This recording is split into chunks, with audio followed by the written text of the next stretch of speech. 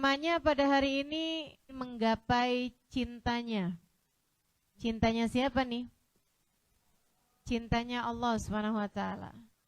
Kenapa perlu menggapai cintanya Allah? Karena hanya cintanya lah yang dapat memenuhi ruang hatimu dengan kesungguhan cinta. Ini saya liatin yang hadir nih banyak adik-adik nih. Para pencari-pencari cinta. Tapi sebenarnya pencari cinta tuh bukan adik-adik aja. Ya, adik-adik mencari cinta tuh pandangannya mencari jodoh, mencari tulang rusuk katanya. Masya Allah. Mencari tulang punggung ya. Kalau laki-laki baru mencari tulang rusuknya yang hilang. Padahal sebenarnya yang tercipta dari tulang rusuk itu hanya Siti Hawa dari Nabi Adam alaihissalam. Yang lain nggak ada yang begitu. Jadi nggak usah cari-carian dari rusuk siapakah sebenarnya saya berasal. Nggak usah. Itu kalau laki-laki gitu pernah nikah dengan 9 perempuan apa nggak punya rusuk tuh? Teman-teman sekalian, para pencari cinta, adik-adik biasanya mencarinya dari mencari suami gitu. Dan orang sudah menikah juga bukan berarti berhenti mencari cinta ya, masih terus juga mencari cinta dari suaminya. Makanya sampai-sampai kalau udah lihat suaminya terlihat mulai mencurigakan, mereka pun jadi mulai panik. Kenapa nih suami saya? Apakah dia sekarang sudah mulai luntur cintanya kepada saya? Banyak cari cara. Dari mulai cara-cara duniawi sampai cara-cara yang syar'i. Kenapa kamu puasa Senin Kemis? Biar suami gak kemana-mana. Kok kamu rajin sekali tiap pagi baca surat Ar-Rahman? Soalnya diajarin sama Ustadz. Katanya kalau perempuan suka baca surat Ar-Rahman, insya Allah selalu dicinta sama suaminya. Teman-teman sekalian yang saya muliakan, sampai kapan kamu terus-terusan mencari cinta manusia? Sebagai anak biasanya dia sibuk mencari cinta orang tuanya. Berusaha untuk menjadi seseorang yang berprestasi di sekolah. Biar orang tuanya bangga padanya. Biar orang tuanya sayang padanya. Biar orang tuanya cinta padanya. Karena memang orang tuanya ngancem juga. Kalau kamu gak naik kelas, mama gak kenal lagi sama kamu. Besokannya ternyata bagi rapot beneran gak naik kelas. Masuk kelas ditanyain sama mamahnya. Gimana hasil rapot kamu? Kamu siapa ya? Jadi gak kenal. Karena ancamannya kan mama gak kenal sama kamu. Teman-teman sekalian yang saya muliakan, sampai kapan kamu terus-terusan mencari-cari cinta manusia? Anak mencari cinta orang tuanya. Sudah mulai remaja mencari cinta lawan jenisnya. Sampai menikah sibuk terus-terusan mencari cinta suaminya. Habis punya anak-anak, dia sibuk juga mencari cinta, rasa hormat, penghargaan dari anak-anaknya. Tidakkah kamu paham, teman-teman sekalian? Saya sering bilang, kalau kamu merasa jatuh cinta, itu sebenarnya Allah sudah mengajarkan bahwa kamu bisa secinta itu sama seseorang. Kalau kamu sedang patah hati, Allah juga lagi mengajarkan bahwa hatimu tuh bisa sepatah itu ketika ditinggalkan atau sudah tak lagi dicintai oleh seseorang. Allah lagi mengajarkan bahwa cinta manusia itu adalah cinta yang fana. Cinta manusia, cinta yang ada akhirnya. Cinta manusia, cinta yang mengenal kadaluarsa. Jadi, saran saya mulailah. Jika selama ini kamu sedang mengarahkan biduk kehidupanmu, setir kehidupanmu, kendali kehidupanmu menuju kepada cinta manusia, entah itu orang tua, entah itu pasangan, entah itu anak, entah itu siapapun aja orangnya, teman-teman saudara sekalian, segeralah putar arah, segeralah putar balik. Cinta manusia, jika kamu terus-terusan membiarkan hatimu seperti itu, hanya akan berjumpa dengan kecewa. Hanya akan berakhir dengan patah hati. Mau sampai kapan kecewanya? Sampai saya nikah, Ustazah. Kamu pikir kalau udah selesai nikah udah kelar gitu? Udah selesai mencari cintanya? Tidak, Dek. Tidak. Tidak. Kalau hatimu kamu biarkan untuk dikuasai oleh rasa cinta kepada manusia dengan sebegitu besarnya, kamu menikah, bahkan kamu sampai jadi nenek-nenek sekalipun, tetap aja yang dikejar, yang dicari cinta manusia, gak ada selesai-selesainya. Segeralah putar balik, saran saya. Segeralah kamu memutar arah kehidupanmu, tidak lagi menjadikan tujuan sejatimu sebagai mencintai atau dicintai oleh makhluk, akan tetapi yang kamu cari adalah mencintai dan dicintai pencipta makhluk, baginda Nabi besar Muhammad sallallahu alaihi wasallam. Jadilah seperti Sayyidah Zulaikha. Siapa tuh? Istrinya Nabi Yusuf alaihissalam. Dulu Imra'atul Aziz, istrinya bendahara negara awalnya. Habis itu naksir berat sama Nabi Yusuf.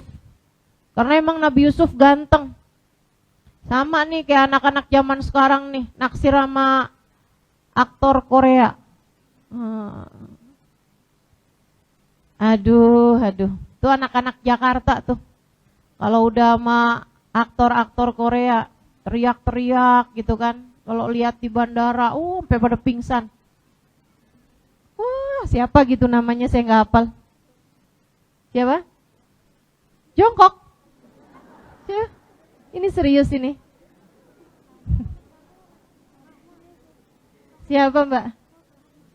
Son Joong Ki katanya. Iya. Wah. Sampai pada pingsan. Ternyata karena belum sarapan. Saudaraku sekalian yang saya muliakan, nih, kalau kamu masih terusan seperti itu, tuh hanya akan berjumpa dengan kekecewaan demi kekecewaan. Ya, tidak begitu. Putar arah segera, putar arah. Nah, Sayyidah Zulaikha itu naksir sama Nabi Yusuf. Gimana ceritanya sih? Ini ya sekedar biar tahu lebih banyak fakta sejarah. Jadi dulu itu Zulaikha itu kembang desa, teman-teman. Yang paling cantik sedesa itu deh. Teman-teman sekalian, ini dia nih kembang desanya. Satu waktu, dan yang melamar dia banyak sekali. Orang-orang semuanya ingin menikah sama Zulaikha sebagai kembang desa. Satu waktu Zulaikha bermimpi, dalam mimpinya itu dia melihat seorang yang cakep banget. Tampan rupawan. Terus dibilang dalam mimpi itu loh suami kamu. Dia adalah Al-Aziz. Al-Aziz itu bendahara negara. Menteri keuangan semacam itu. Akhirnya dia kebangun dari tidurnya dan sejak hari itu kalau ada yang melamar pertanyaan dia satu aja. Al-Aziz bukan yang melamar saya. Sampai kemudian hal tersebut kedengaran oleh Al-Aziz. Dia pun kemudian melamar. Cuman bedanya Al-Aziz yang ini itu agak tua. Mohon maaf ya, mungkin ya, perutnya agak buncit. begitu ya. Dan enggak tampan gitu, sama sekali jauh dari bayangannya Siti Zulaikha. Dilamar, jadi baru datang lamarannya aja belum ketemu sama orangnya. Begitu dibilang, saya ini datang kemari untuk mewakili Al-Aziz melamar putri bapak gitu, pada bapaknya Zulaikha. Katanya Zulaikha, Al-Aziz iya, saya mau. Langsung diterima tuh lamarannya. Begitu pas akad ketemu, lah kok gak sama kayak di mimpi saya. Tapi udah terlanjur, maka menikahlah Zulaikha dengan laki-laki tersebut yang mohon maaf bukan cuman seperti yang tadi saya sampaikan, tidak tampan begitu ya, dan juga tidak semudah yang dia bayangkan. Ternyata juga mohon maaf kabarnya dia adalah seorang laki-laki yang tidak bisa sama perempuan, sama dengan impoten. Lengkap kan penderitaannya Zulaikha. Hingga satu waktu Al-Aziz ini membeli seorang budak dari pasar, kemudian merawatnya, membesarkannya di kayak semacam pavilion rumah gitu kan. Sebagai Al-Aziz dia punya istana yang sangat besar dengan rumah-rumah samping gitu, yang dihuni oleh ajudan-ajudan dan orang-orang beliau. Satu waktu Zulaikha ini pas lagi keluar dari rumah gitu ya, di halaman dia ngeliat, lah cowok siapa tuh? Persis banget kayak di mimpi saya. Dia adalah Nabi Allah Yusuf alaihissalam. Teman-teman saudaraku sekalian, mulailah Zulaikha kemudian mau makan, ingat dia. Dari tatap mata turun ke, tuh hati-hati adik-adik, hati-hati nih. Ini nih prosesnya hati itu ya. Pertama lihat gitu kan, kemudian terfitnah hatinya. Adik-adik saudara sekalian, jatuh cinta itu memang dari sananya gitu. Jatuh cinta itu memang takdir. Kita tuh nggak bisa milih mau jatuh cinta sama siapa. Tapi meneruskan rasa hati sesudah kamu jatuh cinta, itu yang ada dalam kendalimu. Yang ada dalam kendalimu. Jadi itu memang ujian dari Allah Subhanahu wa taala. Allah taruh rasa hati gitu. Saudaraku sekalian yang saya muliakan, cuman masalahnya apakah sesudah jatuh cinta itu kamu deketin dia, minta nomor teleponnya, gitu ya, ngajakin ketemuan, kemudian chat-chatan, kemudian teleponan, kemudian jalan berduaan, kemudian pegang tangan, kemudian saling senderan. Itu semuanya adalah pilihan yang kamu memilihnya atau tidak gitu. Jadi adik-adik saudaraku sekalian, hati-hati. Jangan suka nyalahin, saya bisa apa kalau sudah takdir menentukan saya jatuh cinta padamu? Saya bisa apa terhadap rasa hati saya? Ya kamu bisa. Rasa hati itu pertamanya memang dari Allah Subhanahu wa taala. Akan tetapi kamulah yang memutuskan mau apa sesudah rasa hati itu datang dalam hatimu, Dek. Jangan nyalahin, ya habisnya udah takdir gimana ya, saya tuh gak bisa membohongi hati saya, ya ampun. Saya terperangkap dalam rasa yang tidak mampu saya kendalikan. Adik-adik saudaraku sekalian yang saya muliakan, nih Sayyidah Zulaikha ini memilih memutuskan sesuatu yang salah terhadap Nabi Allah Yusuf alaihissalam. Padahal memang Nabi Yusuf tuh ujung-ujungnya akan ditakdir Allah Subhanahu wa taala sebagai suaminya Zulaikha gitu. Cuman masalahnya nih Sayyidah Zulaikha tidak mampu mengendalikan perasaannya. Beliau sendiri yang salah gitu. Makanya Allah Subhanahu wa taala ketika menceritakan tentang nafsu, Allah Subhanahu wa taala menceritakannya dalam surat Yusuf, teman-teman saudara sekalian.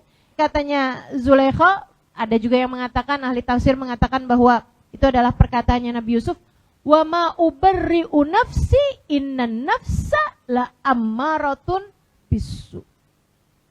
Aku tak akan pernah membiarkan hawa nafsuku. Sebab hawa nafsuku akan selalu mengajakku kepada keburukan. Gitu. Jadi kalau misalnya ada datang rasa jatuh cinta dalam hatimu terhadap seseorang, gitu kan, jangan kemudian kamu ikut-ikutin. Mungkin ini adalah jodoh saya, gitu kan. Akhirnya terus saja tuh kamu ikutin alurnya hati. Jangan dek, jangan. Bukan untuk itu kamu diciptakan Allah Subhanahu wa taala, bukan. Bukan. Kendalikan hatimu, kendalikan hatimu. Ustazah, kalau misalnya nggak pakai pacaran gimana mau menikah? Saya nikah nggak pakai pacaran. Oh, langsung yang ngantuk pada langsung berdiri nih. Gimana ceritanya Ustazah? Gimana ceritanya gitu? Saya nikah nggak pakai pacaran. Saya lihat muka suami saya sesudah akad nikah. Saya tahu muka suami saya, oh dia nih. Oke lah, untung cakep. Saya taunya sesudah menikah, dia juga begitu. Lihat muka saya, itu sesudah akad nikah gitu kan. Ya mau gimana lagi, nggak bisa dibalikin. Masya Allah, ya udah terima ala kadar deh gitu kan. Teman-teman saya ikut sekalian yang saya muliakan, jadi nggak perlu tuh, kamu nggak perlu berpacaran untuk bisa menikah. Lagian yang pada menikah, emang kamu nikah sama pacar? Atau kalaupun menikahnya sama pacarnya, emang itu pacar pertama? Kebanyakannya tidak. Maka yuklah jagain hati teman-teman sekalian. Sampai kemudian Zulaikha terfitnah gitu kan. Kan ceritanya begitu tuh. Mulai tuh sering disuruh-suruh datang ke rumahnya. Zulaikha disuruh bawa ini, disuruh bawa itu. Disuruh bersihin ini, bersihin itu. Dan Yusuf sebagai budak gitu ya, harus taat kepada tuannya gitu. Sampai kemudian satu waktu di saat suaminya sedang pergi gitu, dia minta Yusuf masuk dalam kamarnya. Begitu ada di dalam kamarnya, dia tutup semua pintu. Yusufnya nanya gitu, mau apa tuan gitu kan. Wah, saya mau sama kamu. Waduh. Dan itu teman-teman sekalian, seperti yang tadi saya sampaikan ya, Zulaikha itu perempuan yang sangat cantik. Dan Nabi Yusuf juga laki-laki yang sangat normal untuk suka sama perempuan yang cantik. Tapi apakah rasa itu kemudian dibiarkan? Sudah takdir kita untuk saling mencintai, wahai Yusuf. Iya, wahai Zulaikha. Enggak gitu. Enggak gitu ceritanya, teman-teman. Kamu adalah seorang laki-laki yang pernah hadir dalam mimpiku. Begitu juga dengan dirimu, wahai Zulaikha. Enggak gitu, saudaraku sekalian yang saya muliakan. Tidak pernah dibenarkan percintaan yang tidak halal dalam Islam. Dan cinta itu tidak pernah cukup sebagai alasanmu berbuat dosa. Camkan ucapan saya adik-adik. Ini nasihat saya kepadamu. Cinta tidak pernah cukup sebagai alasanmu untuk berbuat dosa. Gak ada ceritanya. Habisnya cinta gimana dong? Saya gak bisa mengendalikan rasa hati saya. Seharian saja saya gak teleponan sama dia, hati saya berantakan gitu. Teman-teman saudaraku sekalian yang saya muliakan, jangan biarkan. Ustazah, bagaimana dengan mencintai dalam diam? Nih sering banget nih pertanyaan kayak begini nih. Saya cinta gitu, saya tapi nggak pernah ngungkapin apa-apa Ustazah, saya diem-diem aja gitu. Cuman dia saya panggil dalam setiap doa saya di akhir malam.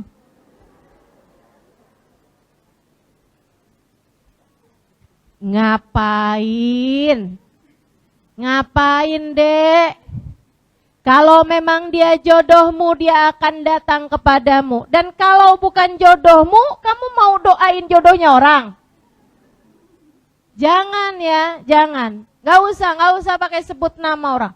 Teman-teman saudaraku sekalian saya muliakan. Lagi pula kamu bahkan tidak tahu apakah dia yang terbaik bagimu. Kamu gak tahu apakah dia adalah yang terbaik bagimu. Maka biarkan urusan jodoh Sama halnya dengan urusan ajal, biarkan Allah yang memberikannya kepadamu sebab Dia yang paling tahu yang terbaik untukmu. Sampai kemudian Nabi Yusuf bilang, ma'adallah, aku berlindung kepada Allah. Nabi Yusuf mau kabur, ditarik sama Siti Zulaikha sampai robek bajunya bagian belakang. Saat itulah suaminya ternyata buka pintu, dia datang. Mungkin ketinggalan handphone.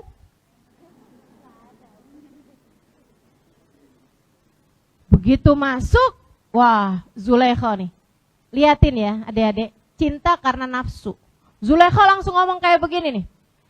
Apa hukuman buat seorang laki-laki arada bi ahlika su yang hendak berbuat keburukan kepada istrimu? Jadi kayak dia nih mau melecehkan aku gitu. Nah, ini cewek biasanya emang kalau udah malu kayak begitu tuh. Udah malu suka kayak gitu tuh. Gitu ya. Apa istilahnya tuh bermain seolah dia adalah korbannya gitu.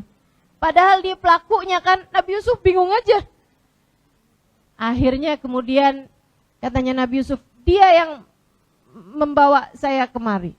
Sebenarnya suaminya lebih percaya kepada Nabi Yusuf daripada kepada istrinya. Ya kan memang yang paling tahu kita biasanya orang paling dekat sama kita ya kan. Jadi udah paham gitu.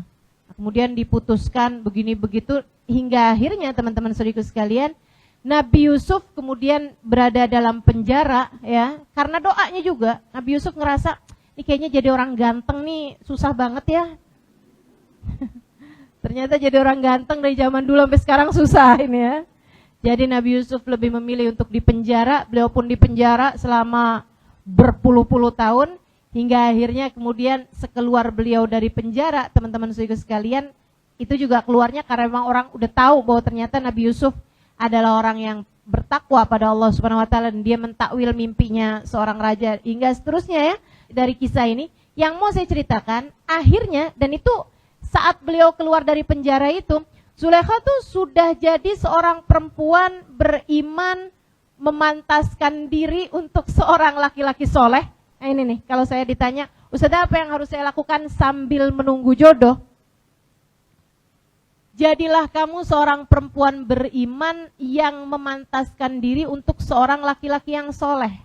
Sebab at-thayyibat lit-thayyibin. Hanya perempuan-perempuan baik-baik untuk laki-laki yang baik-baik juga. Dan hanya perempuan yang jelek juga, buruk akhlaknya, buruk ibadahnya, buruk perangainya, untuk laki-laki yang buruk juga. Jadi ibu-ibu, teman-teman, adik-adik, saudaraku sekalian saya muliakan, berusahalah untuk bisa meraih kesolehan kamu sebagai seorang perempuan hingga nanti Allah Subhanahu wa taala, buat adik-adik ya, hingga nanti Allah Subhanahu wa taala jadikan suamimu juga seorang laki-laki yang soleh. Dan buat ibu-ibu juga, jangan selalu aja nyalahin suami mulu. Ya gimana Ustazah, saya jadi perempuan soleha, imam saya aja kayak begitu. Imam saya nih, suami saya Ustazah, dia juga sholatnya terlambat, dia juga kalau bangun subuh kesiangan. Ya saya akhirnya juga jadi kayak begitu gitu. Teman-teman sekalian, gak gitu. Kamu berubah menuju kepada kebaikan, yang di sekelilingmu pun juga akan berubah menuju kepada kebaikan-kebaikan juga. Yang tadi saya mau sampaikan, Nabi Yusuf akhirnya menikah sama Siti Zulaikha sesudah Siti Zulaikha-nya telah meraih cinta, bukan lagi cinta manusia, akan tetapi cintanya Allah Subhanahu wa taala. Saudara sekalian, Siti Zulaikha menjadi seorang perempuan yang bertakwa. Kenikmatannya ada pada zikirnya kepada Allah Subhanahu wa taala. Kenikmatannya adalah saat lisannya menyebut-nyebut nama Allah Subhanahu wa taala. Hatinya terjaga, ia persembahkan hanya untuk Allah Subhanahu wa taala. Ia telah meraih derajat tinggi dari meraih cintanya Allah Subhanahu wa taala. Satu hari Nabi Yusuf datang ke rumah, sudah beliau adalah suami dari Zulaikha ya, dan beliau juga menjadi seorang Al-Aziz, seorang bendahara negara, persis seperti yang dimimpikan oleh Zulaikha di masa mudanya gitu, di masa belianya. Dia panggil-panggil, Zulaikha, Zulaikha, sayang, Zulaikha. Saudaraku sekalian, ternyata Zulaikhanya nggak dengar karena sedang asyik dengan urusannya sama Allah. Dia sedang zikir, sedang nikmat sekali. Sampai Nabi Yusuf buka pintu mendapati istrinya sedang di atas sejadah. Saudaraku sekalian, saya melakukan sedang beribadah pada Allah SWT. Dia kemudian bilang, wahai Zulaikha, saya dari tadi memanggilmu. Kata Zulaikha, maafkan saya Yusuf, saya tidak mendengarmu. Saya dari tadi sedang berzikir, wahai Yusuf, maafkan saya tidak mendengarmu. Teman-teman saya sekalian, Nabi Yusuf kemudian bilang, dulu aja, kamu tuh, kalau ngelihat saya nggak berkedip. Kemudian Zulaikha mengatakan, kuntu uhibbu Yusuf. Dulu aku mencintai Yusuf. Akan tetapi sesudah aku kenal Tuhannya Yusuf, aku tak lagi memerlukan Yusuf. Karena teman-teman, cinta manusia itu semuanya fana. Sebab manusia itu semuanya pasti ada akhirnya gitu. Apalagi percintaan yang dari hawa nafsu. Itu pasti segede apa cintanya, secepat itu pula hilangnya. Sebab sesuatu yang berlebihan hanya akan berubah menjadi sebaliknya dalam waktu cepat ataupun lambat. Saya ulangi, sesuatu rasa yang berlebihan hanya akan berubah menjadi sebaliknya dalam waktu cepat ataupun lambat. Makanya ada banyak sekali nih cinta manusia nih yang saya liatin nih. Diawali dengan aku tak sanggup hidup tanpamu. Habisnya nikah sebulan, 2 bulan, 3 bulan, 4 bulan, 5 bulan. Kalau berantem bilangnya aku tak sanggup hidup denganmu. Dulu sebelum nikah ngelihat semua orang enggak ada yang cantik selain istri saya, selain calon istri saya, selain pacar, selain dia gitu. Enggak ada yang menarik selain dia. Kayaknya semuanya mendorong ya. Semuanya nih yang menarik cuman perempuan itu aja gitu. Atau dalam pandanganmu semua laki-laki gak ada yang menarik cuman dia aja. Habisnya menikah setahun, 2 tahun gitu. Lihatnya yang kayaknya semua orang di luar sana menarik selain istri saya. Sepertinya semua orang di sana cakep semua selain suami saya. Sepertinya laki-laki semua di luar baik semua selain suami saya. Nah itu tuh karena sesuatu itu kalau dasarnya adalah cinta yang karena hawa nafsu hanya akan segera berakhir teman-teman sekalian. Jangan cari cinta manusia. Ia fana. Ia akan hancur. Ia akan habis. Ia hanya akan berada dalam masa kadaluarsa. Rasa itu akan hilang, saudaraku sekalian. Terus kepada siapa cinta ini seharusnya aku tambatkan, Ustazah? Kalau kamu bertanya seperti itu, kamu harus tahu bahwa hatimu diciptakan bisa ngerti jatuh cinta sedalam itu, kemudian ketika ditinggalkan bisa patah hati sedalam itu juga, karena Allah Subhanahu wa taala hendak mengenalkan kepadamu cintanya yang sejati. Allah ketika mencintai seorang hamba, dipenuhinya tangki cinta, tangki hati hamba tersebut dengan cinta yang utuh darinya, membuat dia tak lagi perlu terhadap cinta siapapun. Seorang anak yang dipandang Allah dengan pandangan penuh cinta. Seorang anak yang dipandang Allah Subhanahu wa taala dengan pandangan penuh rahmat. Teman-teman saudaraku sekalian, ia mulai merasakan cinta Allah Subhanahu wa taala. Ia tidak lagi sibuk mencari-cari cinta orang tuanya. Ia tak lagi sibuk mengemis-ngemis cinta dari orang-orang di sekelilingnya. Ia tak lagi sibuk mencari-cari perhatian dari orang-orang yang ada di sekelilingnya. Sebab ia tahu dimanapun ia berada, Allah selalu bersama dengannya. Dia cukup dengan kasih sayang Allah. Dia cukup dengan pandangan rahmatnya Allah SWT. Seorang anak muda, seorang perempuan belia, seorang laki-laki belia, ketika dia mulai merasakan cintanya Allah SWT, ia tidak sibuk nyari pacar seperti halnya teman-temannya. Justru yang sibuk ia lakukan adalah mencari rahmatnya Allah. Yang sibuk ia lakukan menggapai cintanya Allah. Yang sibuk ia lakukan membenahi hatinya sehingga mencintai Allah dan Rasulnya lebih dalam daripada cintanya kepada siapapun. Di saat malam ia menengadahkan tangannya sesudah beberapa rakaat sholat yang ia lakukan. Ia berkata, ya Allah, di saat teman-temanku mencari cinta manusia, ya Allah, izinkan aku untuk Engkau kenalkan dengan cintamu, ya Allah. Ya Allah, izinkan hatiku mencintaimu. Dan Engkau pandanglah aku dengan pandangan cintamu. Ia sibuk mencari cinta Allah SWT dalam hidupnya. Ketika ia berpakaian, ia tidak lagi berpakaian mencari mana ya pakaian yang membuat saya paling akan dilirik, paling akan dilihat sama laki-laki. Ia ketika berpakaian, ia berpikir, apakah ketika saya berpakaian seperti ini Allah ridha, Allah cinta padaku? Ketika dia berbicara, ia tidak menjadikan kata-katanya sebagai kata-kata yang paling menarik untuk didengar oleh orang lain. Akan tetapi ia bertanya pada dirinya, jika saya mengatakan seperti ini, apakah Allah ridha pada saya?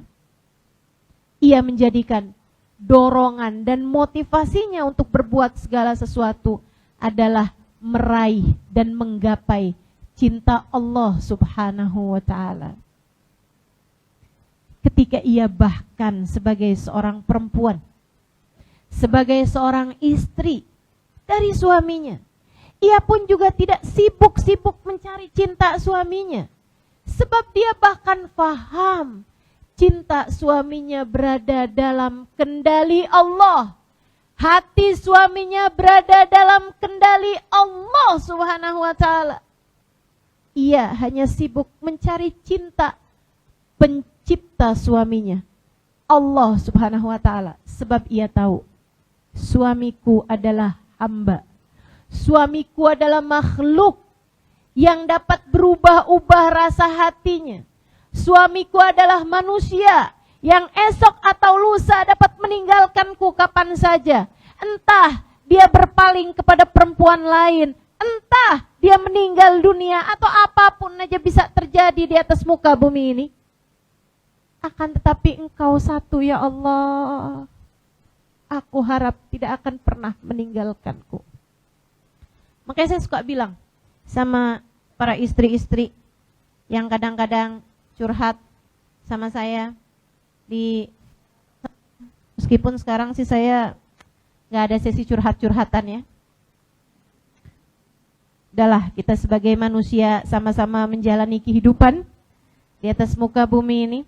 Mudah-mudahan yang saya sampaikan bisa menjadi solusi bagi setiap permasalahan yang dihadapi. Teman-teman sekalian, saya suka sampaikan kepada teman-teman di sana, Jakarta dan di mana-mana tempat, apabila cinta manusia berpaling darimu, itu adalah cara Allah untuk mengenalkan kepadamu cintanya yang sejati. Terkadang kamu dibikin patah hati bahkan oleh orang yang paling kamu cintai. Para istri, dengarkan saya. Saya tahu betapa kamu sangat mencintai suamimu. Akan tetapi terkadang Allah SWT membuat hatimu patah dari suamimu. Kecewa luar biasa kamu. Menangis meraung-raung dirimu atas kehilangan cinta dari suamimu. Padahal sejatinya Allah Subhanahu wa ta'ala sedang memutuskan tali cintamu dengan suamimu. Karena Allah Subhanahu wa ta'ala hendak berkata, bergantung, mencintai manusia, membuatmu bisa kecewa semacam itu. Akan tetapi cintamu padaku, aku tidak akan pernah mengecewakanmu. Saat cinta kepada manusia membuatmu kecewa, itu adalah cara Allah untuk mengenalkan kepadamu cintanya yang sejati. Tapi kadang-kadang perempuan suka gak ngerti. Akhirnya dia malah gini, oh suami saya berpaling hati, dia pikir dia aja yang bisa, saya juga bisa.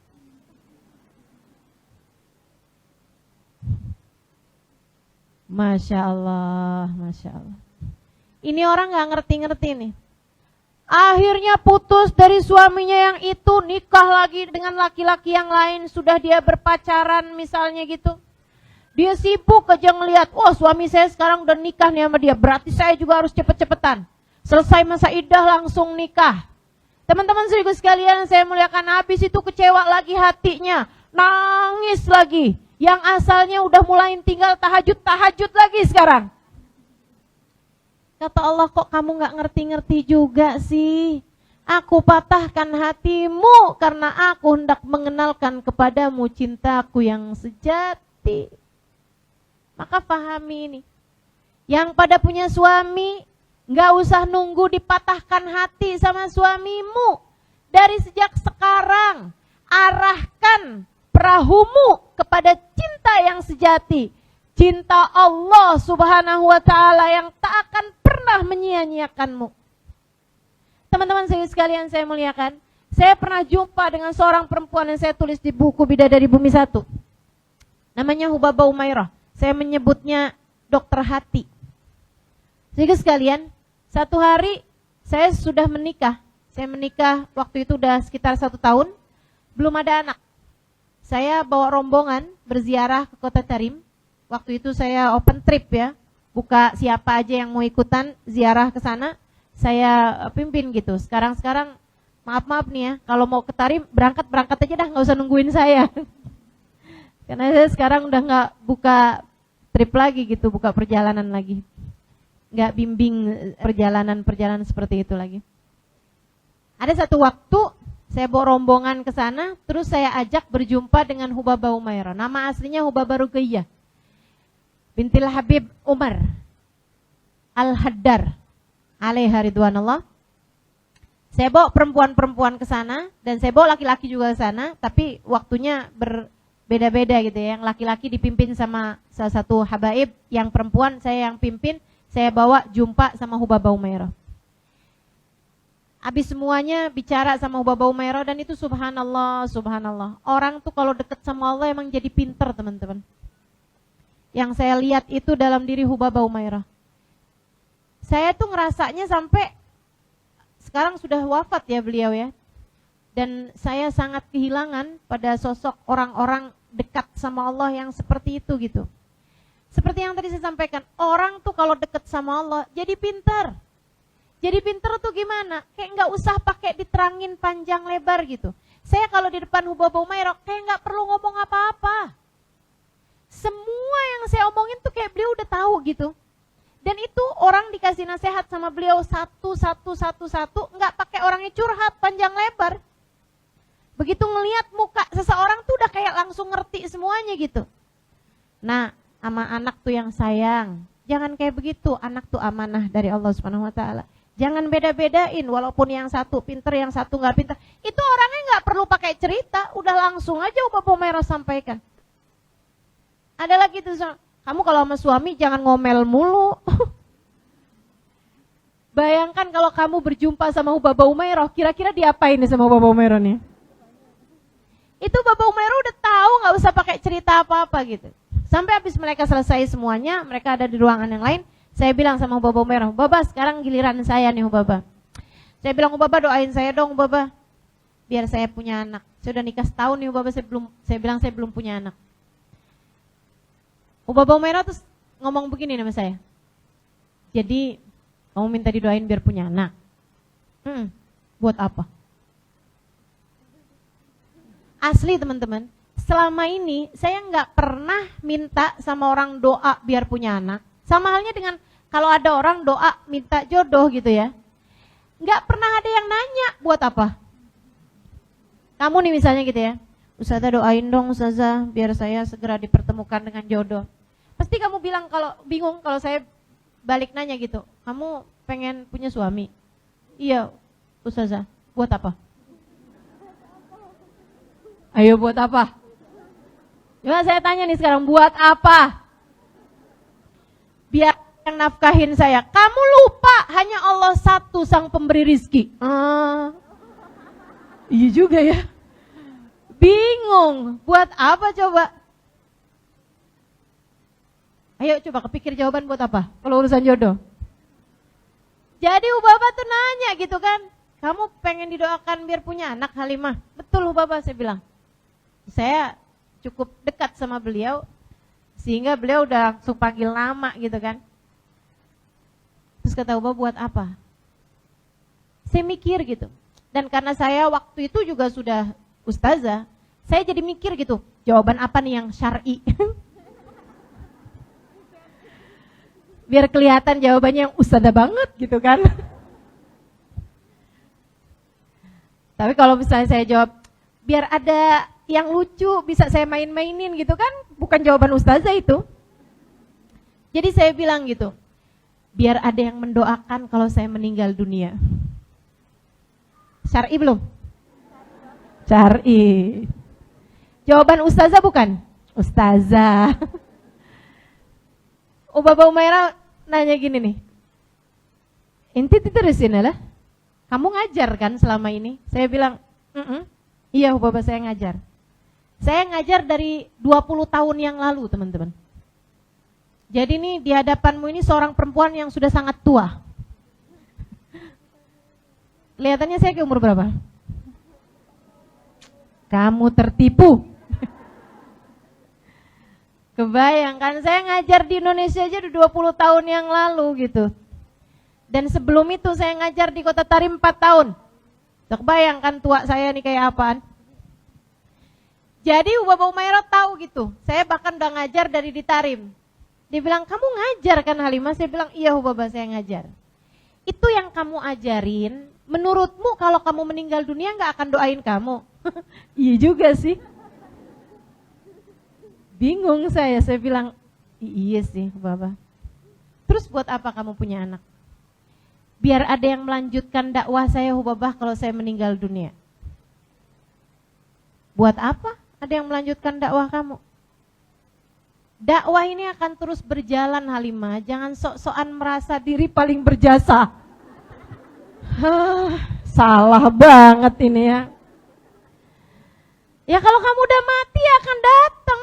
Bukan Halimah-Halimah berikutnya, bukan. Tapi pendakwah-pendakwah berikutnya gitu. Kamu pikir kamu apa yang paling baik? Kamu pikir kamu apa yang punya jasa dalam Islam? Tidak ada. Tidak ada teman-teman saudaraku sekalian. Kita hanyalah alat yang dipakai. Mudah-mudahan oleh Allah Subhanahu wa taala untuk membuat orang semakin tahu, semakin kenal sama Allah. Kita adalah alat yang dipakai. Mudah-mudahan oleh Nabi Muhammad sallallahu alaihi wasallam agar semakin banyak orang-orang kenal sama Nabi Muhammad alaihi wasallam. Enggak penting sama sekali Halimah ataupun majelis taklim apapun, dirimu siapapun, Islam ini akan tetap berjalan. Ya'lu wa la yu'la alaih, tinggi, enggak ada siapapun yang mampu melampauinya. Denganmu atau tanpamu. Denganmu atau tanpamu. Enggak ada. Jadi kalau saya tuh tadi dengar tuh, Ustazah Halimah, panutanku, penyejuk hati. Saya dalam hati mikir aja, Halimah yang itu pengen saya kenal tuh. Enggak ya. Saya bukan siapa-siapa teman-teman. Hanya seseorang yang tahu lebih banyak denganmu mungkin. Karena saya belajarnya lebih lama, itu aja. Itu aja. Mudah-mudahan Allah Subhanahu wa taala jadikan tempat kembali kita adalah surganya. Karena semua dari kita ini adalah musafir. Kita nih lagi sama-sama jalan, menggapai ridho Allah Subhanahu wa taala, menuju ridho Allah Subhanahu wa taala. Mudah-mudahan Allah terima kita, Rasulullah terima kita, dan mudah-mudahan kita menjadi seorang hamba yang dimuliakan olehnya di dunia hingga di akhirat nanti insyaallah. Amin ya rabbal alamin. Karena nilai kita ini sebenarnya bukan pada bagaimana orang menilai kita. Nilai kita itu hanya satu, Allah Subhanahu wa taala. Ini semuanya nih kita nih sama-sama lagi dinilai sama Allah Subhanahu wa taala. Liyabluwakum ayyukum ahsanu amala. Untuk Allah mau lihat siapa di antara kalian yang bisa berbuat kebaikan gitu. Jadi kita sama-sama sedang berproses, sama-sama sedang menuju akhir kehidupan kita nggak pernah tahu. Makanya mudah-mudahan Allah karuniakan kepada hati kita kesungguh-sungguhan tawadhu insyaallah. Amin ya rabbal alamin. Akhirnya tuh Subabah nanya lagi gitu. Jadi buat apa Halimah? Saya kehilangan alasan sampai kemudian saya cari-cari alasan yang oke lah nggak apa-apa lah ya, walaupun alasannya bukan kayak alasan ustazah gitu. Saya bilang gitu, kayak alasan seorang istri yang sangat pencemburu gitu. Saya bilang sama Hubabah, doain saya kalau gitu biar punya anak, biar suami saya sayang sama saya, biar suami saya cinta sama saya. Hubabah bilang begini, Halimah, hati manusia itu adanya dalam genggaman Allah, nak. Hati manusia adanya dalam genggaman Allah. Kamu punya anak, kamu gak punya anak, bukan berarti hati suamimu kalau ada anak kemudian jadi tambah sayang sama kamu. Kalau gak ada anak jadi gak bisa sayang sama kamu, gak bisa cinta sama kamu, gak gitu ceritanya. Beliau kemudian melanjutkan dengan berkisah mengenai diri beliau sendiri. Yang saya ketika mendengar itu jadi ngerasa, ya Allah, betapa masih panjangnya jarak, betapa masih panjangnya perjalanan yang harus saya tempuh untuk bisa punya rasa hati yang seperti beliau itu.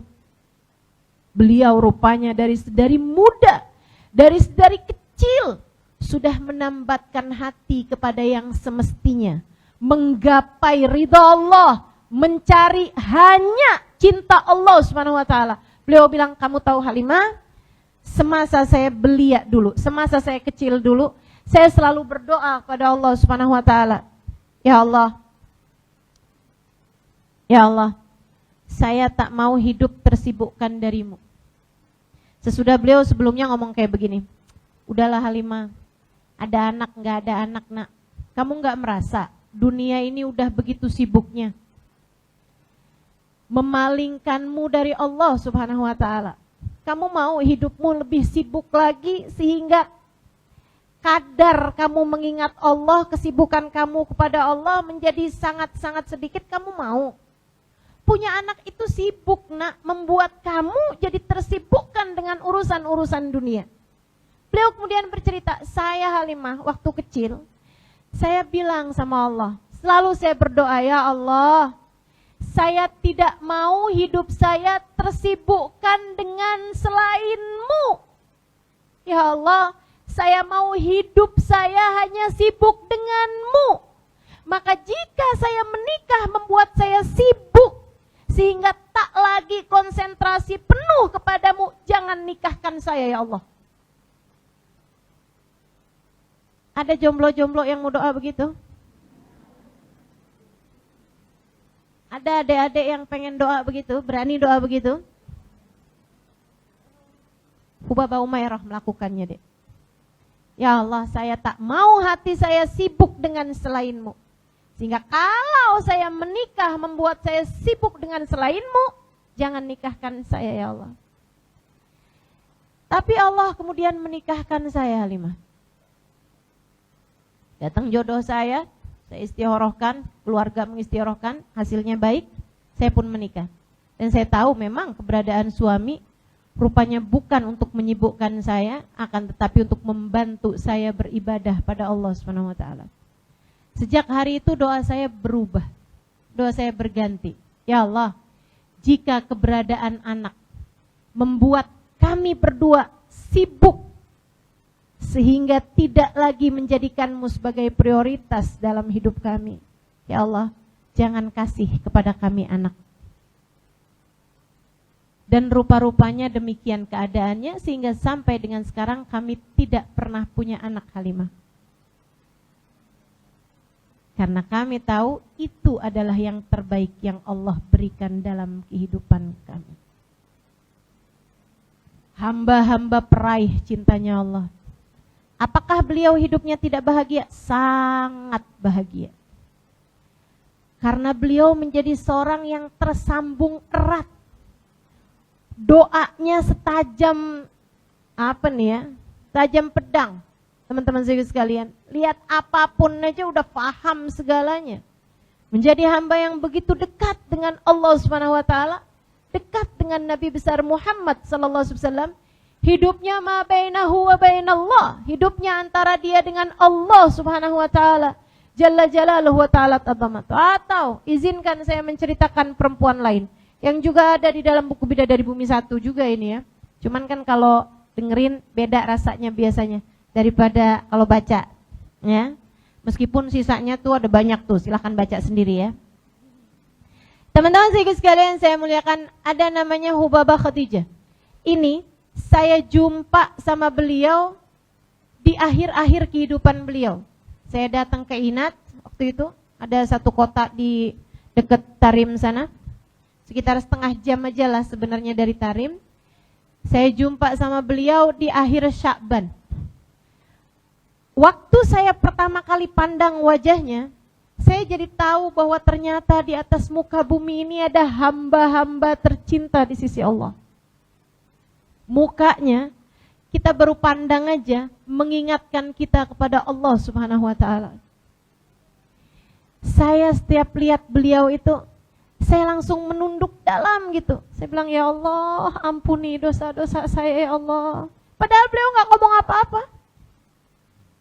Ini perempuan, waktu ada teman saya datang ke situ, ada teman saya cerita, dia bilang saya berapa waktu yang lalu datang ke Hubabah Khadijah namanya, Hubabah Khadijah bin Syekh Bakar bin Salim. Itu beliau, teman saya nih ustazah juga, dan beliau lagi sakit tenggorokan. Padahal sebagai seorang ustazah menyampaikan itu kan harus pakai suara. Jadi itu mengganggu sekali ya kalau sakit tenggorokan, sakit banget gitu, kayak ada lukanya gitu di tenggorokan, radang sepertinya. Dia datang ke Hubabah Khadijah terus bilang, Hubabah doakan dong, ini nih leher saya nih sakit banget. Buat nelen aja sakit, buat bicara sakit, buat makan lebih-lebih lagi, buat minum aja sakit. Hubabah doakan saya, doakan leher saya ini, tenggorokan saya biar cepet baik gitu. Hubabah Khadijah taruhin tangannya, diusap-usap sambil didoakan, tapi habis itu ngomong begini nih, ma'agal sabrek, katanya gitu. Kamu tuh ya sabarnya dikit amat sih. Yang sabar dong nak. Kalau lagi dikasih sakit tuh tanda Allah lagi cinta sama kamu. Innallaha idza ahabba abdan ibtalah. Allah kalau sedang cinta seorang hamba, dikasihnya sakit hamba tersebut. Kamu tahu enggak?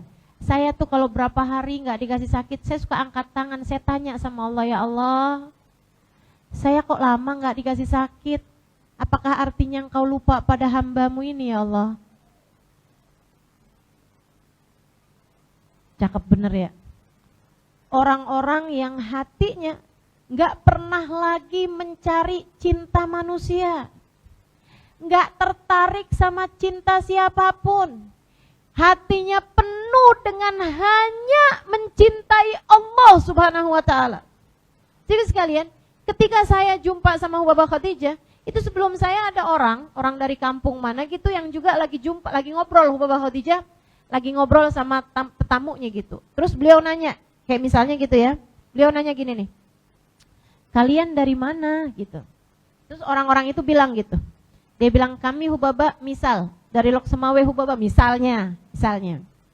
Terus Hubabah bilang begini, oh dari sana, saya punya loh temen di sana, namanya misalnya gitu, namanya Salama, kamu kenal nggak sama dia? Orangnya begini, oh kami kenal Hubabah. Oh gimana tuh kabarnya? Orangnya mukanya langsung kayak kelihatan sedih gitu, terus bilang, maaf Hubaba, itu yang namanya Hubaba Salama itu sekarang sudah meninggal dunia, maaf Hubaba, gitu. Hubabanya begitu dengar, oh meninggal, Masya Allah, senengnya. Saya di sudut ruangan bengong. Ada gitu orang, diceritain bahwa ada orang lain meninggal dunia, dia bilang, ya ampun senengnya. Itu kan konsepnya tuh saya nggak pahami waktu itu. Konsep pecinta sangat suka untuk berjumpa dengan yang dicinta. Pecinta sangat rindu untuk berjumpa dengan yang dicinta. Tuh konsep itu belum saya pahami teman-teman. Konsep pecinta sangat suka untuk berjumpa dengan yang dicinta. Pecinta sangat rindu untuk berjumpa dengan yang dicinta. Tuh konsep itu belum saya pahami teman-teman. Saya pikir, kenapa nih Hubabah kok ngomongnya gitu ya? Apa jangan-jangan punya kebencian gitu sama Salamah ini? Jadi dia meninggal, oh bagus dah meninggal. Bapak kemudian nanya lagi gitu, kalau yang namanya ini, bin ini, kamu kenal? Terus dia bilang, itu juga udah meninggal Bapak. Masya Allah, senengnya. Saya kapan ya? Ya Allah, ya Allah. Jadi sekalian yang saya muliakan, itu akhir Sya'ban. Hingga kemudian beberapa hari sesudahnya, malam Jumat pertama di bulan Ramadan, hanya kayak mungkin 10 hari, 11 hari dari hari saya berjumpa Hubabah Khadijah, kami dengar kabar Hubabah meninggal dunia. Hubabah Khadijah. Saya pun ikut bertakziah waktu itu, dan cerita ini saya dapat dari yang khidmah sama Hubabah. Ada seorang perempuan khidmah sama Hubabah dari masa kecilnya. Tinggal bersama dengan Hubabah sampai dia menikah, sampai dia punya anak. Dia suami sama anak-anaknya tinggal di rumah bawahnya Hubabah Khadijah. Hubabah Khadijah tinggal di rumah atas, bagian atas, dia tinggal di rumah bagian bawahnya. Hubabah yang perempuan yang tinggal di bawah rumahnya itu yang khadimahnya Hubabah, dia cerita. Dia bilang, saya nggak paham kalau maksudnya Hubabah Khadijah tadi malam itu mau meninggal, ya Allah. Saya kok benar-benar nggak ngerti ya. Hubabah itu tadi malam bilang, nanti kamu kalau habis selesai sholat, kami selesai sholat maghrib, dia bilang sama saya, nak kamu mau turunkan, mau buka puasa, makan malam sama suami dan anak-anak kamu? Dia bilang, iya Hubabah. Karena mereka buka puasanya kurma aja sama air, habis itu mereka sholat maghrib gitu. Habis sholat maghrib, perempuan ini turun ke bawah buat makan malam bersama dengan anak-anaknya dan suaminya. Dia bilang, nanti begitu adzan Isya cepetan naik ya. Soalnya hari ini saya mau pergi ke undangan. Mau pergi pesta. Baik Hubabah, sambil heran dia turun ke bawah, dia siap-siapin makanan buat suaminya dan anak-anaknya. Habis pas mereka makan dia bilang, Hubabah kok aneh ya. Dia bilang katanya hari ini mau pergi ke pesta. Siapa orang mau nikahin anak di bulan Ramadan kayak begini gitu. Tapi ya karena Hubabah yang bilang, Hubabah gak akan bohong kan gitu. Yaudah kalau gitu kamu cepet-cepetan deh. Begitu adzan Isya kedengeran, suaminya bilang biar saya yang rapiin, biar saya yang cuci-cuci piring, kamu naik aja temenin Hubabah Khadijah mau sholat Isya. Dia bilang saya naik ke atas, Hubabah Khadijah lagi di kamar mandi. Pas keluar pakai baju baru yang beliau siapkan untuk lebaran, itu udah dipakainya, wangi, cantik, habis dari kamar mandi, udah wudu, udah mandi gitu. Habis keramasan, udah cakep banget lah gitu. Hubabah beneran mau pergi ke pesta. Pestanya siapa Hubabah bulan Ramadan seperti ini? Hubabahnya kasih isyarat untuk diam karena beliau mau sholat sunnah. Tahiyatul wudu ya, sholat sunnah wudu dulu gitu. Beliau habis selesai sholat sunnah wudu, dia nanya lagi, Hubabah mau pesta siapa Hubabah? Hubabahnya diem aja. Dia bilang, yuk kita harus cepet-cepet nih. Sholat qobliyah Isya, sholat Isya, habis selesai sholat Isya, zikir-zikir, sholat ba'diyah Isya. Yuk kita terawih, kita mesti cepet-cepetan terawih. Sholat terawih 20 rakaat, habis itu sholat witir. Dia bilang biasanya Hubabah tuh kalau witir cuma 8, nanti yang 3 dibikin sebelum subuh. 3 rakaatnya. Tapi yang kali ini witir 11-11-nya dikerjakan malam hari itu. Saya pikir Ubaba mungkin takut nggak keburu atau apa, tapi saya mau bertanya juga nggak ini gitu. Habis selesai sholat witirnya, saya nanya lagi, Ubaba mau pergi ke pesta nih Ubaba, beneran. Kemana Ubaba? Dia bilang, kata Ubaba, yuk kita hatamin Quran dulu. Saya sudah hatam, sekarang ini Al-Qurannya, mari kita baca doa hataman Quran nak, biar diistighfarkan sama 70.000 malaikatnya Allah. Seperti yang disebutkan oleh Nabi Muhammad dalam salah satu hadisnya. Dia bilang, dia pun Ubaba baca nih dari surat Ad-Duha ke bawah selesai semuanya, sampai kemudian baca doanya hataman Quran, ya, yang panjang itu ada namanya fusul tuh, bacaan hataman Quran. Selesai sampai sampai bacaan doanya selesai semuanya, Ubaba kemudian berdiri, senyum, kemudian bilang, sekarang nih saya mau berangkat, seneng banget gitu kelihatannya. Dia bilang, waktu Ubaba bilang kayak begitu, saya langsung melongok ke jendela luar gitu.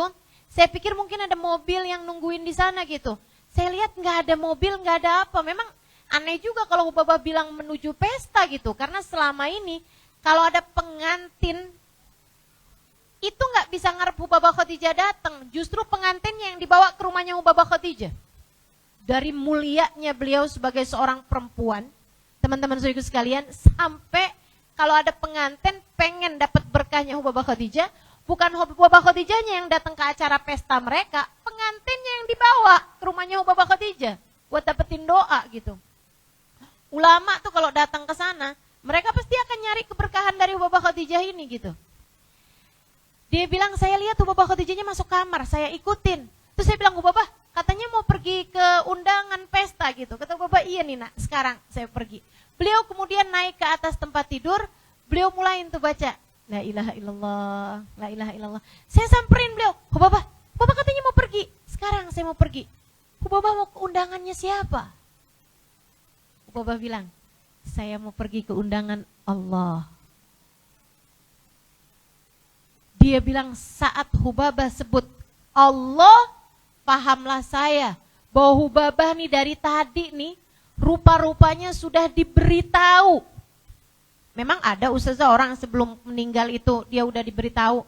Hampir semua teman-teman, hampir semua para walinya Allah Subhanahu wa taala tidak meninggal dunia kecuali sesudah mereka diberitahu oleh Allah Subhanahu wa taala kapan tepatnya, jam berapa, menit berapa mereka akan meninggal dunia.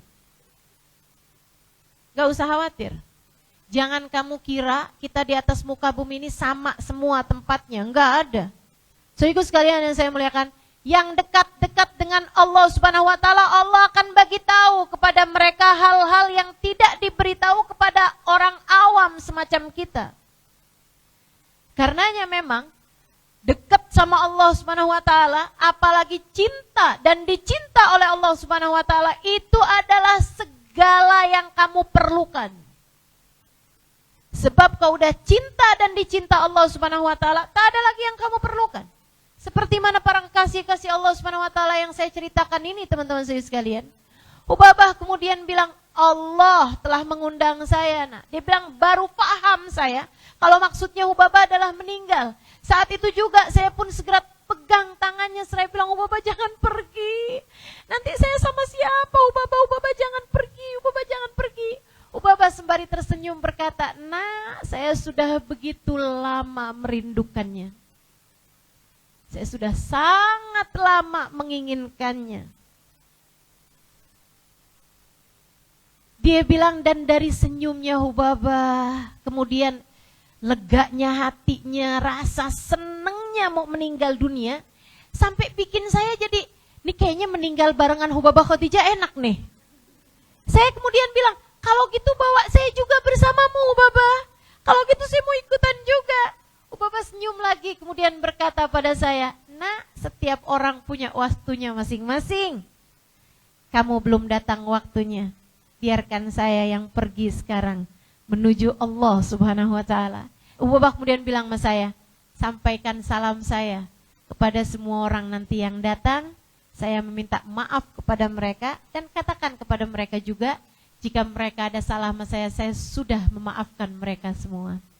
Beliau kemudian melihat ke atas, tersenyum lebar dan berkata, La ilaha illallah Muhammad Rasulullah kemudian meninggal dunia. Pecinta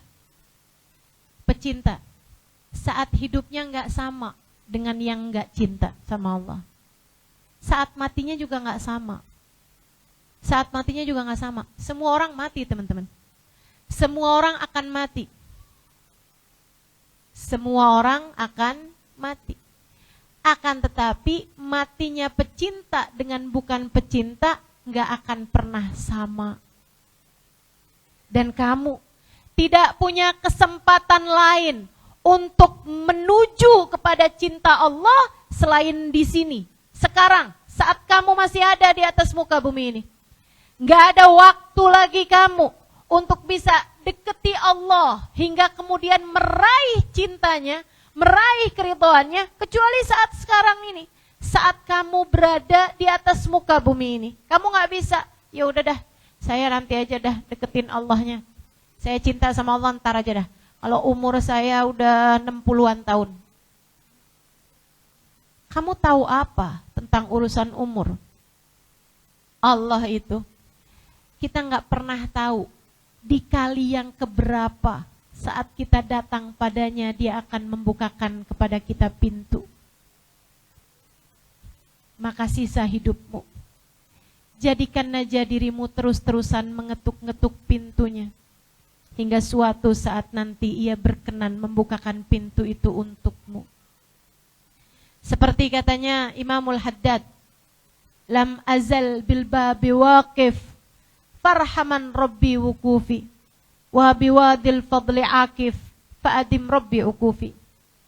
Saya akan terus-terusan berdiri di pintumu ya Allah hingga engkau berkenan untuk menyayangiku.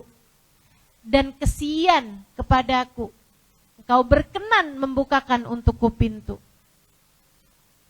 Saudaraku sekalian yang saya muliakan, nih kita punya sisa umur, nggak tahu berapa lama lagi nih umur kita akan datang, umur kita akan pergi, umur kita akan tiba waktunya berakhir. Saudariku sekalian yang saya muliakan, akan tetapi menujunya pasti. Jika kamu hidup dalam jalan cinta pada Allah Subhanahu wa Ta'ala, kamu pun akan mati sebagai seorang pecinta. Dan jika kamu sepanjang hidup di dunia hanya sibuk dengan urusan dunia, menurutmu dengan apa kamu akan menghadap Allah Subhanahu wa Ta'ala? Hanya pecinta yang akan dibukakan pintu oleh sahibul bait dengan perasaan penuh sukacita. Selain dari mereka, belum tentu dibukakan pintu. Saudaraku sekalian, dan kalau saat kamu meninggal dunia, Allah tidak berkenan untuk membukakan pintunya kepadamu, ke pintu siapakah kamu akan menuju? Kita punya kesempatan, masih diberi kesempatan untuk bisa mendekat kepada Allah Subhanahu wa Ta'ala agar layak menjadi seorang hamba yang dicinta olehnya. Semoga Allah Subhanahu wa Ta'ala mencintai kita semuanya insyaallah. Amin ya rabbal alamin. Teman-teman saudaraku sekalian, saya akan sampaikan kepadamu kalau kamu tanya, Ustazah gimana sih caranya biar jadi orang yang dicinta sama Allah Subhanahu wa Ta'ala? Sekurangnya ada 5 tangga yang kamu mesti naikin. Tangga yang pertama teman-teman, namanya tangga taubat. Namanya tangga taubat. Taubat itu semacam mandi, membersihkan diri dari dosa-dosa. Bukan artinya taubat itu mandi, bukan. Semacam itu, membersihkan diri gitu. Taubat itu ngebersihin diri dari dosa-dosa dengan cara nggak ada di dosa-dosa itu lagi. Sama kayak kamu saat mau pergi misalnya ke rumah seseorang yang sangat kamu muliakan, tapi kamu sebelum datang ke rumah orang tersebut sangat kamu muliakan, sangat kamu harapkan, gitu ya. Kamu sebelum datang ke rumah dia tuh, kamu terjatuh di got, kamu terjatuh di kubangan lumpur, kamu kena becekan, Misalnya, kamu turun dari kendaraan, kemudian kamu terjatuh, terpleset, kemudian badan kamu kotor. Adakah kiranya kamu tetap pergi kepada orang yang kamu muliakan itu, atau kamu ganti baju dulu, bersih-bersih dulu? Bersih-bersih dulu. Sebab kalau kamu datang dengan kotor-kotor seperti itu di pintu yang sangat kamu muliakan, yang sangat kamu hormati tersebut itu, bisa jadi kamu gak akan dibukakan pintu. Bau kayak begitu, kotor seperti itu, udah gak jelas nih rupanya, jatuh ke got ya, jatuh ke kubangan gitu. Apalagi kalau kubangannya isinya kotoran-kotoran, tentu kan gak akan dibukakan pintu gitu. Pulang dulu, bersih-bersih dulu. Itu yang namanya taubat. Kamu mau meraih cintanya Allah Subhanahu wa ta'ala, maka berhentilah dari berbuat dosa. Ucapkan tidak untuk semua jenis dosa. Adik-adik yang masih pacaran, kamu pengen nyari cintanya Allah, dek, gak ada cara lain kecuali dengan kamu tinggalkan pacarmu tersebut. Datang padanya, bilang, halalin atau putusin. Kan begitu? Kalau dia mau halal, yaudah ayo gitu. Tapi kan saya belum siap nikah gitu. Ya kalau gitu kita putus. Ya kan begitu ya? Kamu terlalu berharga, dek, untuk bisa jadi mainan sesuatu yang haram. Kamu kalau terus-terusan seperti itu, kamu jadi mainannya setan. Mau kamu jadi mainannya setan? Kamu mau nyari cintanya Allah, tapi kamu jadi mainannya setan gitu. Setan buat gangguin hati laki-laki pakai kamu gitu. Kamu jadi mainannya setan. Begitu rendahnyakah dirimu? Tidak, tentu saja. Kamu jauh lebih berharga daripada itu, maka tinggalkan. Adik-adikku sayang, tinggalkan. Ustazah, saya nggak tahan Ustazah. Saya udah niat nih, saya mau putus hari ini, saya nggak mau dosa. Saya nggak mau dosa gitu. Tapi begitu ngelihat muka dia Ustazah, leleh hati saya. Saya nggak jadi mutusin dia. Gimana nih Ustazah? Kamu perlu kekuatan. Kekuatan siapa? Kekuatan Allah. Cobalah bangun nanti di waktu malam. Salatlah beberapa rakaat dari salat sunnah, tahajud atau sunnah witir. Salatlah dengan salat taubat. Kemudian mintalah kepada Allah Subhanahu wa ta'ala, ya Allah, ya Allah, ya Allah. Aku tak mau ya Allah datang kepadamu dalam keadaan engkau murka padaku. Dan aku tahu ya Allah, selama ini aku masih mengerjakan hal-hal yang engkau murkai ya Allah. Tapi aku tidak bisa meninggalkannya. Tanpa hidayah dan taufik darimu, bantulah aku ya Allah. Bantulah aku ya Allah. Jangan biarkan diri ini terus-terusan berlumuran dosa dan noda ya Allah. Tolong hambamu ya Allah. Nangis dek. Minta sama Allah. Allah tuh kalau diminta bakal ngasih. Orang minta dunia aja, padahal Allah gak suka loh. Allah gak cinta sama dunia, Allah gak suka sama dunia. Aduh, katanya Nabi Muhammad, dunia ini musuhnya Allah. Tapi ada orang minta sesuatu yang Allah gak suka, Allah kasih. Apalagi kamu minta hidayah, apalagi kamu minta ampunan, apalagi kamu minta rahmatnya Allah, mintanya cintanya Allah. Itu adalah sesuatu yang Allah sangat mencintainya, Allah sangat menyukainya. Ketika kamu memintanya, Allah pasti bakalan kasih. Percaya saya. Dengan syarat kamu minta. Allah itu suka melihat hamba-hambanya yang meminta. Karenanya perlu bagimu untuk minta jalan hidayah, minta biar bisa ninggalin dosa, minta sama Allah Subhanahu wa ta'ala. Ya Allah, jauhkan saya dari dosa ya Allah. Buat ibu-ibu, buat siapapun juga, jika kamu merasa sulit untuk meninggalkan satu dosa, misalnya dosa riba, utang mulu, panci yang kemarin belum lunas, udah utang lagi sekarang, ya, utang baju sekarang, utang apa lagi gitu, utangnya pakai riba. Kamu tahu itu suatu yang tidak baik, suatu yang diharamkan oleh Allah Subhanahu wa taala. Tapi walaupun udah niat berulang kali, saya nggak mau utang lagi, saya nggak mau utang lagi gitu. Kalau ada orang jualan lagi, beli lagi, utang lagi gitu, ya Allah, ini kok hati lemah sekali ini ya terhadap urusan kreditan, misalnya gitu. Kamu pengen kekuatan hati, minta sama Allah Subhanahu wa taala. Urusan besar, urusan kecil, terutama urusan meninggalkan dosa, minta kepada Allah Subhanahu wa taala. Ya Allah, mampukan saya meninggalkannya ya Allah, mampukan saya meninggalkannya ya Allah. Teman-teman saya sekalian, nanti sama Allah dibantuin. Nanti sama Allah dibantuin. Kamu jadi ngerasa yang ternyata alhamdulillah bisa juga nih gitu. Dah tuh teman-teman saya sekalian, taubat yang nomor 1.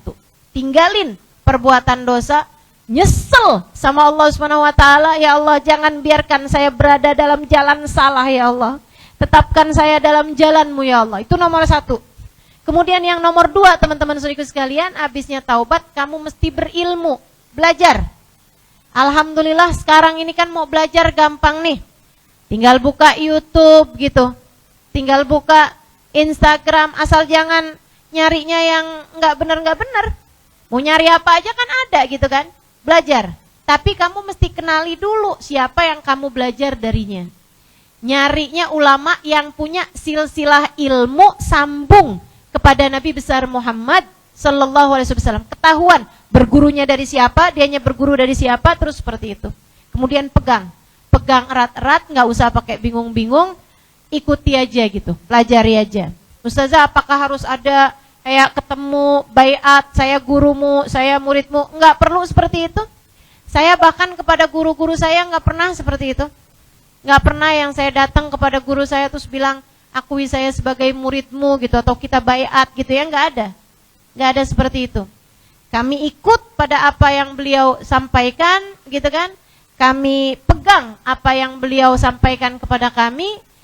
Dan insya Allah dengan cara itu kita bisa diakui tidak hanya di dunia, akan tetapi juga sampai di hari akhirat nanti dari para ulama-ulama kita. Saya bahkan pernah dengar dari Habib Hasan bin Abdullah bin Umar Asy-Syatiri, beliau pernah mengatakan bahwa kedekatan murid dengan gurunya bukan terukur dari banyaknya salaman, banyaknya kita ngabisin bekas minumannya misalnya, atau tangan beliau pernah ditaruh di atas kepala kita, ditaruh di dada kita gitu ya.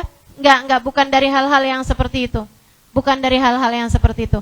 Akan tetapi Allah ngelihat bagaimana hatimu mencintai dia dan bagaimana hatimu sami'na wa ata'na terhadap apa yang beliau sampaikan. Kita dengar dan kita patuhi. Kita dengar dan kita patuhi. Amalkan dalam kehidupan, gitu ya. Kalau seperti itu kamu benar terhadap seseorang, maka insya Allah, mudah-mudahan Allah Subhanahu Wa Taala menjadikan kita sebagai murid-murid dari orang tersebut hingga nanti hubungan ini bisa panjang sampai ke akhirat. Insya Allah. 1, taubat. Yang kedua, ilmu, karena ibadah perlu ilmunya. Yang ketiga, takwa, teman-teman. Apa itu takwa? Laksanakan perintah Allah, tinggalkan larangan Allah Subhanahu wa taala.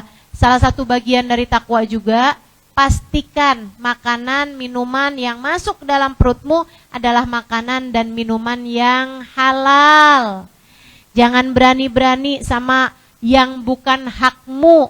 Walaupun kelihatannya itu kayak milikmu, kamu makan enak kelihatannya, sejatinya di dalam perutmu ia akan menjadi energi negatif, mencegahmu dari berbuat taat dan mengajakmu selalu berbuat kesalahan dan dosa-dosa.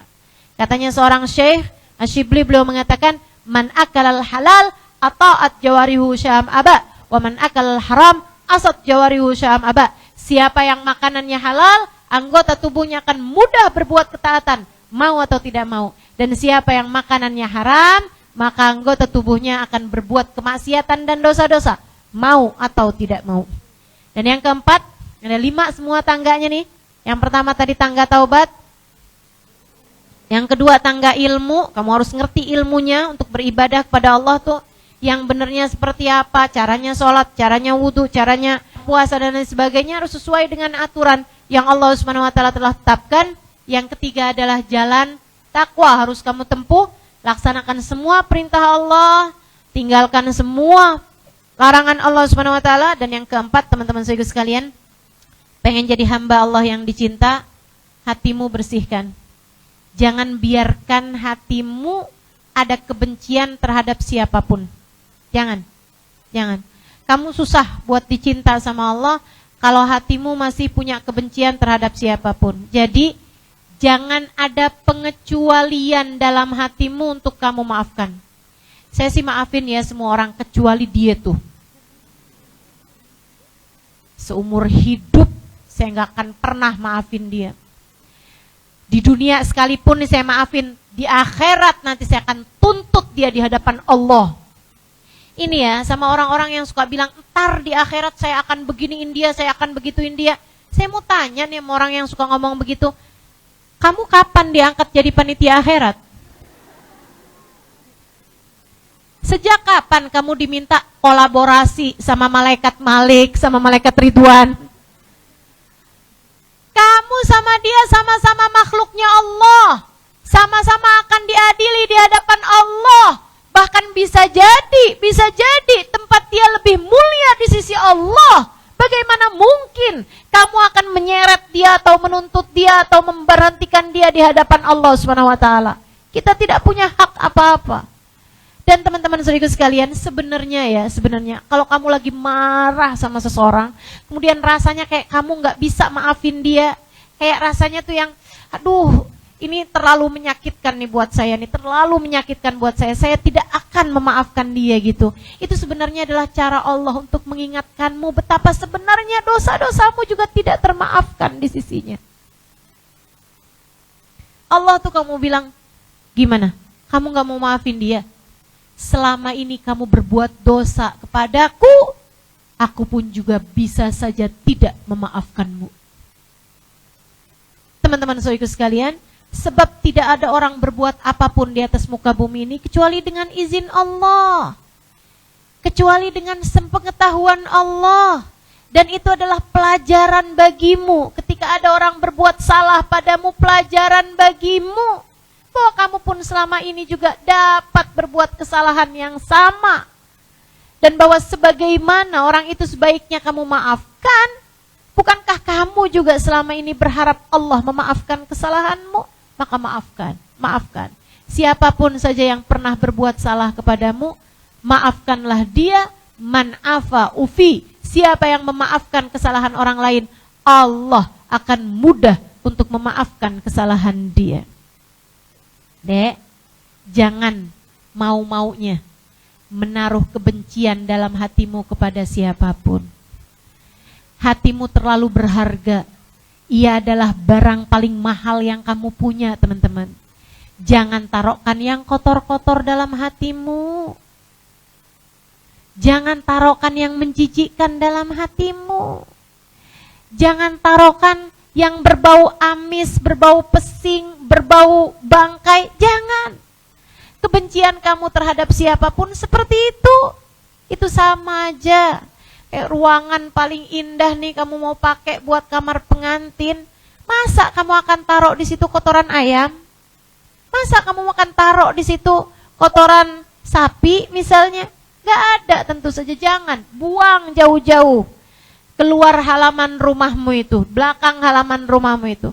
Kalau ada orang berbuat salah kepadamu, buang jauh-jauh darimu, lupakan begitu aja.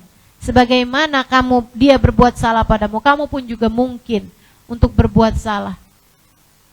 Atau gini Ustazah, biarkan Allah nanti yang akan membalas. Enggak usah. Kamu jangan melibatkan Allah urusan balas-membalas. Itu biarkan jadi urusan Allah Subhanahu wa taala. Kamu enggak usah ikut-ikutan. Enggak usah. Akan selalu ada karma dalam kehidupan ini. Dia berbuat salah sama saya, nanti dia akan dibalas sama Allah. Kamu gak mikir ucapanmu itu bisa jadi juga yang sekarang terjadi ini adalah karma untukmu karena kamu pernah berbuat salah di masa yang lalu.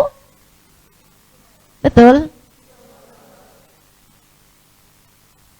Jadi jangan biarkan kebencian mengotori ruang hatimu, sehingga hatimu pantas untuk diturunkan cintanya Allah. Kemudian tangga yang terakhir, kalau kamu ingin menjadi seorang yang dicinta dan mencintai Allah Subhanahu wa taala, teman-teman saudariku sekalian yang saya muliakan, cintailah para kekasih-kekasihnya. Di sanalah Allah bertahta. Kata Rumi, jangan kau kira masjid itu hanyalah sebuah bangunan di mana Allah disolati di sana. Masjid yang sesungguhnya adalah hati para wali, hati para pecinta Allah Subhanahu wa taala. Di sanalah Allah bertahta. Kalau kamu ingin menjadi seseorang yang dicinta oleh Allah Subhanahu wa taala, deketilah para kekasih-kekasihnya. Deketilah para ulama-ulama, cintailah mereka. Dan kalau bicara tentang manusia yang dicinta di sisi Allah Subhanahu wa taala, tak ada manusia lebih dicinta oleh Allah Subhanahu wa taala daripada sang baginda Nabi besar Muhammad sallallahu alaihi wasallam. Deketilah Nabi Muhammad, cintailah Nabi Muhammad, rinduilah Nabi Muhammad. Sangat mungkin hatimu menjadi hati yang dicinta Allah Subhanahu wa taala. 5 hal tersebut jika ada pada dirimu, kamu naiki tangga taubat.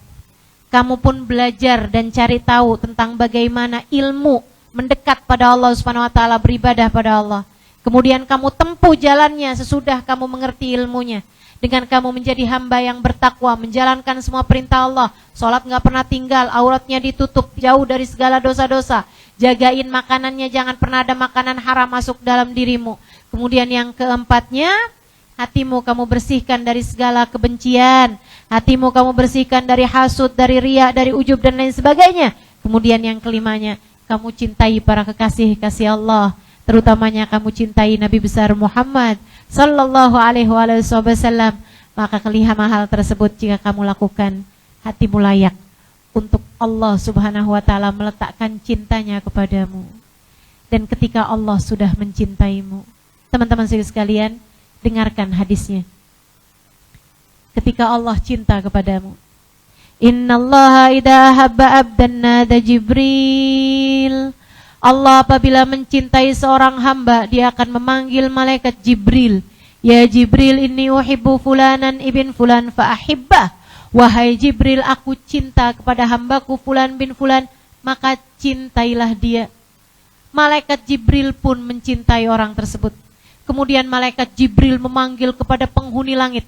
Di sana ada malaikat Mikail, sang pembagi rizki. Di sana ada malaikat Raqib Atid yang mencatat amal perbuatanmu. Di sana ada malaikat Israil yang mencabut nyawa manusia. Di sana ada malaikat-malaikat atas langit sana. Bahkan ada para nabi-nabinya Allah Subhanahu wa taala. Rohnya berkumpul di atas langit sana. Malaikat Jibril memanggil, ya ahlas sama, innallaha uhibbu fulan ibn fulan fahibbuh. Wahai penghuni langit, Allah cinta kepada hambanya fulan bin fulan, maka cintailah dia. Maka malaikat Mikail pun mencintai dia, malaikat Israil pun mencintai dia. Kalau nanti dicabut nyawanya, malaikat Israil akan pelan-pelan mencabutnya dengan penuh rasa cinta. Malaikat-malaikat semua cinta padanya, termasuk roh para nabi-nabi, termasuk roh para wali-wali, cinta kepada orang tersebut. Tsumma yudha' lahul qubulu fil ard. Kemudian Allah letakkan rasa cinta tersebut, rasa penerimaan di hati hamba-hamba Allah yang soleh-solehah. Sehingga orang soleh-solehah ngelihat dia, cinta aja. Begitu asal lihat aja udah langsung cinta gitu. Teman-teman saudaraku sekalian yang saya muliakan, jangankan orang terdekatnya, bahkan yang jauh-jauh pun begitu lihat langsung cinta. Apalagi suamimu, kalau kamu dicinta sama Allah, Allah akan dengan mudah menjadikan suamimu mencintaimu. Dia mau atau dia tidak mau, secara paksa Allah jadikan hati suamimu mencintaimu. Hati anak-anakmu, Bu, kalau kamu dicinta sama Allah Subhanahu wa taala, anak-anakmu gak usah kamu sering-sering kasih nasihat. Gak usah kamu sering-sering bilang, nak, mama adalah ibumu, surgamu ada di bawah telapak kakiku. Gak usah. Gak usah sering-sering ngingetin anak tentang hadis al-jannatu tahta aqdamil ummahat. Anakmu akan mencintaimu setengah mati. Mau atau dia tidak mau. Kenapa begitu? Allah yang meletakkan rasa cinta di hati anak-anak tersebut kepada ibundanya yang telah dicinta oleh Allah Subhanahu wa taala. Saudariku sekalian yang saya muliakan, kalau kamu sudah meraih cintanya Allah Subhanahu wa taala, kamu tidur dan Allah mencintaimu. Kamu masuk kamar mandi dan Allah mencintaimu. Kamu pergi dan Allah mencintaimu. Kamu keluar rumah dan Allah mencintaimu. Kamu duduk di tempat ini dan Allah mencintaimu. Sehingga rahmat Allah diturunkan atasmu dan mengalir kepada orang-orang yang ada di sekitarmu. Keberadaanmu bisa menjadi tempat turunnya hujan rahmat Allah di atas muka bumi dan mencegah bala bencana turun di atas muka bumi ini. Saudariku sekalian yang saya muliakan, mari meraih cinta Allah Subhanahu wa taala. Sebab jika itu kita dapatkan akan memenuhi semua kebutuhan kita terhadap cinta dari siapapun. Rabbana zalamna anfusana wa illam taghfir lana wa tarhamna lanakunanna minal khasirin. Rabbana atina fid dunya hasanah wa fil akhirati hasanah wa qina adzabannar. Da'wahum fiha subhanakallahumma wa tahiyyatuhum fiha salam. Akhiru da'wana anil hamdulillahi rabbil alamin.